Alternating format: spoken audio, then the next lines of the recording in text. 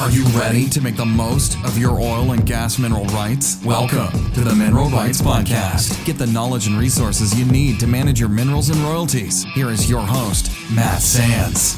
Hello and welcome to the Mineral Rights Podcast. I'm your host, Matt Sands, and I'm joined by my co-host, Justin Williams, and we're here to help you make the most of your minerals and royalties. In this episode, we're going to answer your questions for the month of May 2026. So yeah, Justin, I thought that these questions submitted this month were really interesting. You know, there are a couple comments I threw in there as well, but some of these questions are actually a little bit more on the complex side and getting into some different topics that we haven't talked about a lot. Which we always appreciate, and the request for different takes. Maybe it's an angle we haven't thought about, which for one of these at least. Want to dive into the first one here? So Sara says, came across your website while looking up this company and trying to see if they're legit. Her healthcare organization was gifted 2 properties years ago, and they received money on a monthly basis. However, they received an offer to purchase their minerals from a royalty company. Yeah, and she's asking for guidance, and she mentioned the name of the company, but that's not really important for this question. Basically, she sent a copy of the letter. The letter was a sort of that standard unsolicited purchase offer, asking if they wanted to sell their interests. And these are interests in Texas. And of course, Texas, the royalty interests, you have to pay property tax, and that's part of the county appraisal district. You can look that up. And so that's probably where this particular buyer got the information as far as the decimal interest and the well names and those kinds of things. Sara, I would say that this is a typical unsolicited purchase offer for your organization's mineral rights. And some potential buyers will send out thousands of these form letters in hopes of getting a response and then hopefully getting somebody that's interested in selling. Most of the offers, at least the initial offers that are made, are lower than market value, and they oftentimes will only give you credit for existing wells. In other words, they are based on producing wells and the future royalties you would receive from those producing wells, but they may not advertise or may not give you any credit in terms of the value that's being offered for any future wells that are getting potentially could get drilled. And that's, not uncommon. In some areas, there is maybe not a lot of potential there. And so maybe that offer that they're making represents maybe a lower end of the spectrum of fair market value for those interests. But oftentimes those types of letters are sent out. Hopefully someone is interested in selling for just the current production. And then that person that buys those interests, or that company that buys those interests, has all the upside, right? So any future wells that get drilled, and often they're making these offers in fairly active areas. And so high likelihood that something is going to happen in the future, and they get it for sort of a discount. So the short answer to your question or to your concern is that, I would continue to expect to get those types of offers, and just understand that those prices being offered may not represent the fair market value of the interests. The way to actually go about, if you all in the future decide to sell those interests, would be to contact other reputable buyers, obtain, written purchase offers, also to get an appraisal or evaluation to understand the fair market value of the property, so you have a basis to negotiate the sale from. So yeah, I guess long and the short of it, Sara, it's not a scam. That company is probably legit. Whether or not they're going to be good to deal with or not, that's a whole nother question. I tend to just collect those and put them in the file, and it's kind of useful information to see just in terms of the amount of interest. And oftentimes, if you get a lot of purchase offers in a short period of time, there's probably something going on with your property. That might be a good trigger to go look at the State Oil and Gas Commission website to see what's going on. What do you think, Justin? Those are great tips, Matt. And Sara, if you're interested in learning more, other episodes that we cover, you can certainly learn what the asset is. You can also solicit other offers. So there's ways to go look and see if there are other people active in the area, but definitely do your due diligence. That first offer may not be the best, but may be from a reputable person. All right, Matt. So our next one here from David was really some great insight, and we appreciate your request, David. So David says he'd like to propose 2 potential topics for the podcast. He talks about the videos that we did, Matt, on covering the state agencies' websites, where we go over how to use the maps, how to find information about the oil and gas wells for the different areas. And he would like us to do the Montana website, which was not something that we had covered.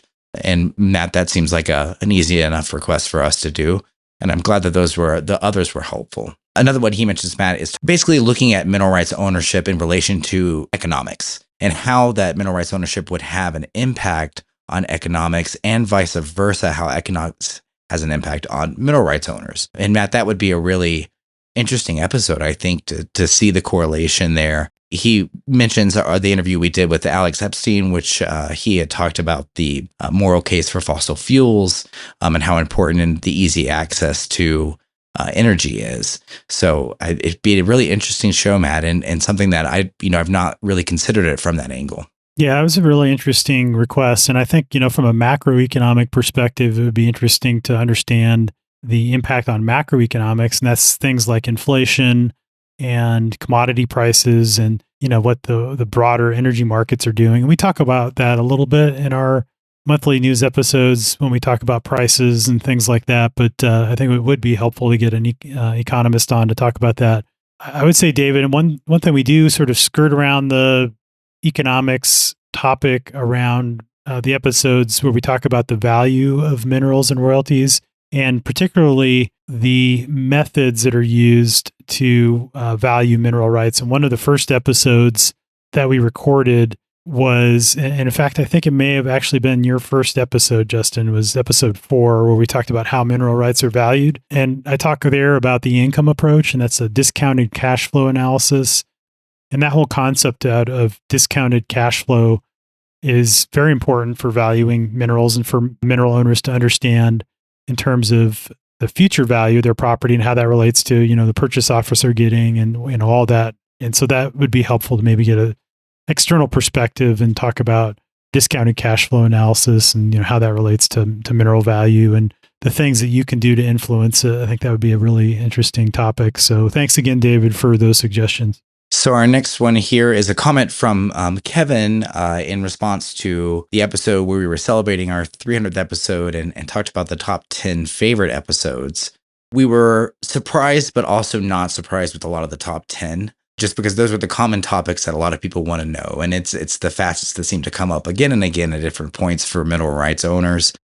And Kevin also mentions that he listened to episode 141 on Bitcoin mining, which I think a lot of people thought that was really interesting, along with some of the lithium episodes when it comes to talking about the different things that are coming up that traditionally weren't necessarily something you were thinking about as a mineral owner. This was an email that I received in response to the email newsletter that I sent out in conjunction with that. It was the 302nd episode, so it was episode 302. And so that's where we had the list of the top 10 episodes that were your most popular from a listener perspective. And, that is something that you can sign up for my free weekly newsletter where I go into more depth on each of the episodes that we release and provide some additional links and some additional insight. And to sign up for that, if you're not already signed up, you just go to mineralrightspodcast.com and click on the Join Now button at the top of the page to sign up for free. And that's sent out usually on Fridays. And then he mentions also that he's going to be joining Narrow soon. And so I'm sure he's a member at this point. And I want to throw out the reminder that if you are not a member of Narrow, that it is one of the best values in mineral and royalty ownership. It is the National Association of Royalty Owners. And we have an exclusive coupon code that they've given us to become a member for $25 off. So, and that's for your first year membership. And you can find the link in the show notes to this episode. I'll link to the joining page so you can apply that coupon code and become a member of Narrow. And there's a ton of recorded webinars that we've done, as well as in-person and live events. So highly recommend checking that out as well. It's a great way to connect with what's happening in the world and other mineral owners as well. All right, Matt, our next one here from Tom is a pretty complicated question, so I'm going to try to step through this. First, Tom mentions that he is a member of the National Association of Royalty Owners, or NARO, and has enjoyed the podcast and good advice over the years. Mentions that he met Matt in Denver at the NARO conference, which we can both be found at the conferences typically. He goes on to say that my partner and I buy minerals and rarely working interest, mostly in Texas. We prefer the Permian Basin for obvious reasons, but occasionally purchase ETX, Haynesville, or Bossier positions. Goes on to say that we find the land legal side of the ETX business most challenging. Can you help us out with a few questions we have or recommend someone for us to talk to? His main question is when several units are formed continuously to capture one or more wellbores, how are the decimals calculated? For example, if they own 5 net royalty acres and one of 3 500-acre units and the wellbore crosses each unit, how's the decimal calculated? The wellbore typically does not cross all 3 units in equal distances, as you can guess. That would be just too easy. And he also mentions that you could contribute over the phone, Matt. And, this gets into pretty the area with allocation wells, and this can be different per state too, Matt. So in this area, we're talking about Texas, but this could be slightly different in other states. What he's referring to, that ETX, it's East Texas Haynesville. So that's the portion of the Haynesville Shale that's on the Texas side of the Texas-Louisiana border. And what he's referring to are the calculation of the decimal interest in a case of an allocation well, like Justin alluded to. And so we talked about that in a relatively recent episode. It was episode 304, which is Understanding Texas Allocation Wells and Pooling. And just to talk about 2 different ways that the production is allocated to a mineral tract in an allocation well scenario. In that example, Tom, that you gave, where there's 3 equal sized units, so that entire wellbore is going to be traversing a total of 3 500-acre units. And the way you would figure out what your allocation factor is for your mineral tract is of course based on your proportional share of the minerals in that unit, and assuming that those are pooled units. So let's say those 3 500-acre units are pooled units for the sake of making this as simple as possible. And let's say you owned 1 net royalty acre in one of those 500-acre units. Well, you have 1/500th of the production from that unit, and that well, the amount that unit is actually going to be allocated is dependent on the productive lateral length going through that unit. And you can find that information usually on the well plat for any given well, and it's going to be different for each well in this type of a scenario. And so that's the primary method that is used for, or most common method, I should say, for allocating production in an allocation well scenario. It's looking at the productive lateral length. In other words, from the first take point to the last take point, that's the part that they start completing the formation. So that's where the well's going horizontally through the target formation, and from the first actual zone that they completed, in other words, where they start to frack the well. And so that's from those 2 points, that's the productive lateral length. You take whatever the length is going through your unit, divide it by the total length, and that's the allocation factor. Then again, you multiply that by your royalty rate, and then your tract factor for that unit. So in this case, 1/500th. Multiply those all together, and that determines what your decimal interest is in that particular well. And the decimal interest in that type of a scenario, because the productive lateral length going through your unit is going to be different, probably just very slightly from well to well. So you're going to have slightly different decimal interest in each well. So you'd have to do this same calculation for each well based on each well's well plat and the information that's on the Texas Railroad Commission website. Now, there are other methods that can be used. I don't think they're quite as common. One is the proration method, and that's where they determine the proration acres. And that's where they look at a distance sort of on either side of a wellbore. Imagine a bubble sort of drawn around that horizontal line if you're looking at it from on a map. And the acreage contained within that bubble for each subunit will determine the number of proration acres attributable to each tract or to each subunit. In this case, you'd have that sort of area that goes through the 500 acres, and that area within your 500-acre unit divided by the total area would determine the number of, or the percentage of oil and gas that would be contributed by each tract or each lease. And that's on the form P16, which you'll also find in the Railroad Commission. And I've seen this, or I've used this in cases where the operator and the well plat did not specify the length of the wellbore going through each tract or through each unit. They just provided those the the proration area in terms of the number of acres attributable to each subunit.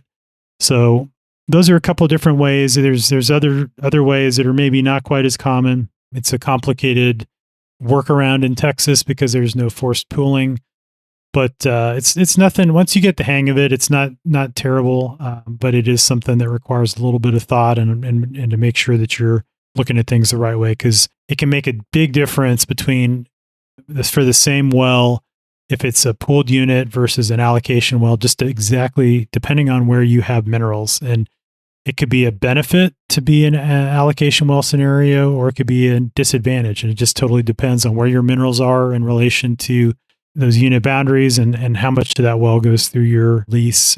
So yeah, it's kind of an interesting situation in Texas. Yeah, I think people that come from other states and then they encounter this in Texas, it can raise some questions because it's just different than the norm or dealing with the pooled. Next one here is from Bradley. Bradley says, just got done with your mineral management basics course and it was great. Having a hard time with a piece of property in Bienville Parish in Louisiana that we have a well on, operated by Comstock and paid by PBX. PBX finally, after a lot of hard work, got a copy of the lease to him, but he can't get an answer on why they haven't been paid royalties and can't get a production statement from the well operating on their property. Bradley says it's been a frustrating situation and looking for some advice on what he could do here. You know, operators aren't real important in terms of this question here, but the process would be the same for whoever the operator is. The reason for non-payment could be a couple different things. It could be a title issue. It could be, there's a really unique scenario in Louisiana. We have mineral servitudes, and those minerals can be prescribed back to the surface owner after 10 years of non-production. And so the question in this case is, it's probably not the case because you have wells that are operated and they're producing. So presumably you were the owner of those at the time. But just in case, and this is something to check as well, if you have minerals in Louisiana, it becomes a little more complicated if it's a mineral servitude. In other words, all that means is that the minerals have been severed from the surface rights. And if you're that mineral owner, separate of those separate rights, and 10 years goes by between when production ceased and then maybe when they go and drill a new well, it's possible that those minerals have reverted back to the surface owner.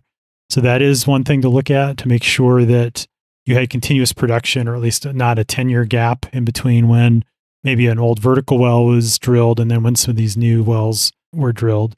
Now, assuming all those things are not the case, you had continuous production, it's still in effect, there's no title issues. The next step is to just send something in writing to the company. And I'm not as familiar with Louisiana. I don't do a lot of work in Louisiana because it's such a unique animal.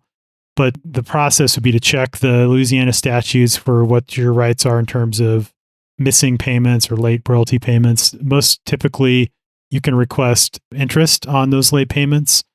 And so I have a form letter you can use in episode 224 as a starting point to contact your operator to request payments that are missing and or any interest that might be due. Now, the thing we always talk about with respect to getting your demand answered by an operator is to be politely persistent, like Justin likes to say. I think that's a really good way to couch this and to make sure you're polite, but you're also understanding your rights and not going to take no for an answer in terms of getting what you need. So hopefully that helps. And Justin, do you have anything else you want to add to this one? A good oil and gas attorney in Louisiana is worth your weight in gold when it comes to this, especially if you've gotten the paperwork together, presenting that to an attorney and allowing him to look over it for something that might be missing or to point you in the right direction. Even with a free consultation, you may learn a lot. And after you send that letter, speaking with that attorney and making sure that you do everything correctly, but then also have a plan for what could be done next is always a good thing to do. But those attorneys can really help a lot. And if you're not alone in this battle, it's likely that the attorneys kind of know as well and may be able to help you out with this or know more than you do about that operator in that area. All right, Matt. So our next one here from Linda. Linda says that, or asks, can you help me find out about my minerals? Like who sent checks, amount, and to whom? She goes on to say that her mother received a percentage of mineral rights and passed away in January 1995. And that the Texas unclaimed property shows minerals royalties for 2012-13 all the way to 2017. And that she's currently been working with them and has been working with the Texas Unclaimed Funds since 2017 to try to get what's held by the state paid to her. And so, man, unfortunately, I think a lot of people find themselves in this position and maybe even find out they own minerals starting with the unclaimed funds. But sometimes you can get information from submitting those to where you can go back and find out information about the property. But it sounds like Linda, she's kind of at the point of doing title work and trying to do some research into what was owned by her mom. This situation, Linda, the way to figure out, I'll just, the couple of questions and starting from the top is how to find out about your minerals, like who was sent checks, amount, and to whom. What you would want to do is use the Texas Railroad Commission website to find your wells and to look at the history. And what you can do is either look at the production history, and you'll see the names of the different operators over time, or you can look at the documents, the scanned documents associated with those wells or with that lease to find out when there were change of operator forms that were filed. And you'll just have to go through and list out all the operators over time. And those are the companies that presumably would have owed your mother royalties. And in the unclaimed properties, side of things, those should align with those minerals or royalties, those royalty payments that were escheated to the state and that are showing up in the Texas Comptroller's website. So that's probably the first thing. And you can find out how to use the Texas Railroad Commission website. We covered that in episode 226. If you don't have familiarity with that website, so definitely watch that video and learn about that. And then you can go find your property. But the thing that you're going to find is the companies that maybe have sold this years ago, they're not going to have any of those records anymore. They're going to send you to other operators. And so you're probably only really needing to talk to the latest operator to find out about the property that was escheated to the state. And, essentially those payments that those old operators handed over to the state, you just got to go claim those from the state, as you've mentioned with the Texas Unclaimed Property site in 2017 when you first started to go down that process. So you just need to be persistent. It's not a fast process in dealing with these state websites. You have to be very thorough. You have to send them all the requested documentation. It's like copies of death certificates and probate records or anything that shows that you're the heir and that you're the one that can claim these funds. But once you've done that, then they should send you the check and you're good to go from the time period when those funds were escheated to the state. But then you need to also figure out how to get those handed over in your name if you don't already have those in your name. And that may require reopening your mom's probate to get those transferred. I'm not sure what you're referring to when you say the minerals are now with the land grant patent, which you own. But in general, you have marketable title and you have the minerals in your name. And it sounds like that maybe is what you have. And so you have the deed for that property, which is what you would need to claim those royalties and to get put into pay status with the current operator. And then from then on, you'll start to get receiving those royalties and then everything will be fine. But it's going to take some time and some effort, of course, as you well know at this point, and to kind of track that all down. But I would start with the Texas Railroad Commission website. You can see the history of all the operators. And then you should have, for anything that wasn't claimed or wasn't able to be paid to your mother, you'll have to look and see when wells were producing in the time periods, and you should be able to trace all that back.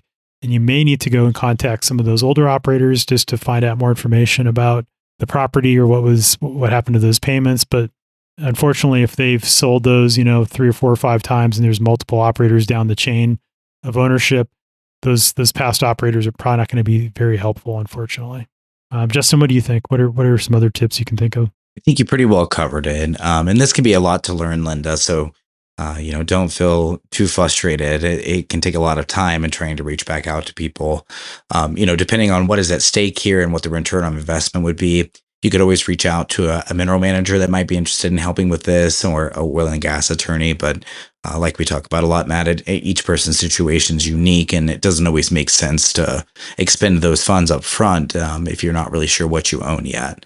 It's a great point. And that's really why going and getting an understanding of the current activity, and that's what wells are on the property, the status of those wells, how much they're producing. You mentioned that there was one well that was depleted, and maybe that was one of the old vertical wells. And so you got to look and see, are there other wells being drilled nearby?